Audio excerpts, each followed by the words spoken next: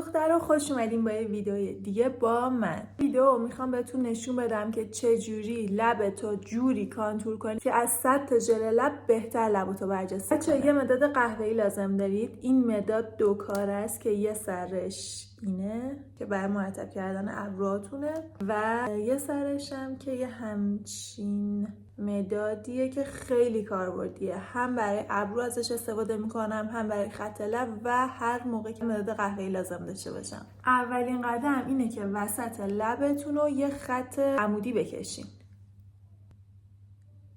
قراره برای کانتور کردن ما یه جاهایی رو روی لبمون برجسته تر نشون بدیم و یه جاهایی رو اتفاقا فرو رفته تر. حالا چجوری باید این کارو کنیم؟ جاهایی که برجسته میخوایم باشه معمولا چجوریه؟ نور بیشتر بهش میتابه، درسته؟ پس رنگ روشنتری داره. پس ما اون قسمتایی رو که میخوایم فرو رفته باشه با رنگ تیره که همین مداد قهوه‌ایه تیرش میکنیم. بچه‌ها برای اینکه لبتون قنچه‌ای تر و جمع و جورتر نشون داده بشه این قسمت‌های داخلی لبتون رو باید تیره کنین. ببینید یه همچین حالتی شد. من دو طرف لبامو این کار رو انجام دادم. حالا کلاً دور لبتون رو یه خط لبی که همیشه میکشیدین بکشین. منتها یک کوچولو بالاتر، قسمت لب پایینتون هم یک کوچولو پایین‌تر.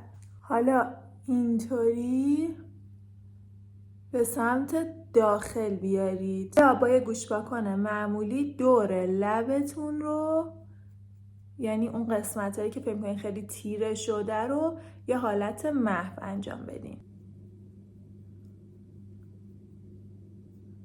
حالا رژ لبتون رو بزنین.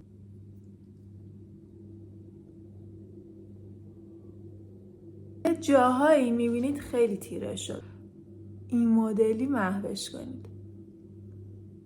یعنی انگار رنگ رژ لب رو با رنگ مداد قهوه‌ای که زدین یه جورایی بلند میکنین و ادغامشون میکنین. هر مدل هایلایتری که دوست دارید، هایلایتر جامد مایع بردارین و به این قسمت هایی که میگم بزنین. من از یه هایلایتر تقریبا قهوه‌ای استفاده کردم، رنگ رژ لبمه.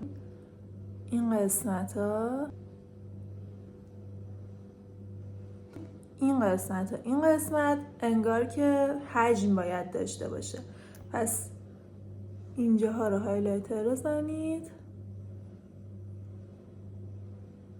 توی نورم که یه مقدار صورتتون رو بچرخونید متوجه میشید، چون نور خودش میخوره به اون جاهایی که یه ذره برجسته تر از بقیه جای لبتون، همون قسمت ها رو هایلایتر بزنید. میخوایم نورش رو چند برابر نشون بدیم که انگار لبا خیلی جلوتر و حجیم تره که انقدر نور بهش میخوره.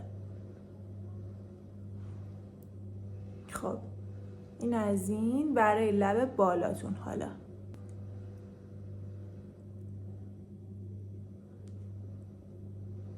برای لب بالا همین دوتا نقطه کافیه. یه موضوع دیگه ای هم که هست، این قسمت لبتون که تاج لبتون میشه رو حتما هایلایتر بزنید.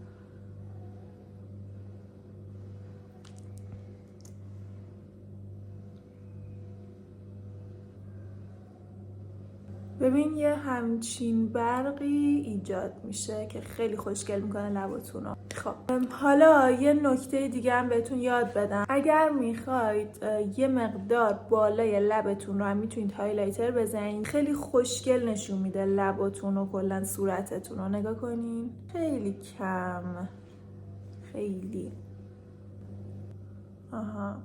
ببین چه برق خوشگلی افتاد که این دوتا قسمت هم برجسته تر نشون میدی. ببین الان تو نور کجاهای لب من نور میخوره، اون قسمت هایی که هایلایتر زدم. از نزدیک آموزش من تموم شد. حتما کامنت بذارین، نظرتون رو بگین، سابسکرایب کنین، زنگوله بالا رو روشن کنین که هر موقع ویدیو میذارم شما اولین نفری باشین که میبینید. خیلی دوستتون دارم.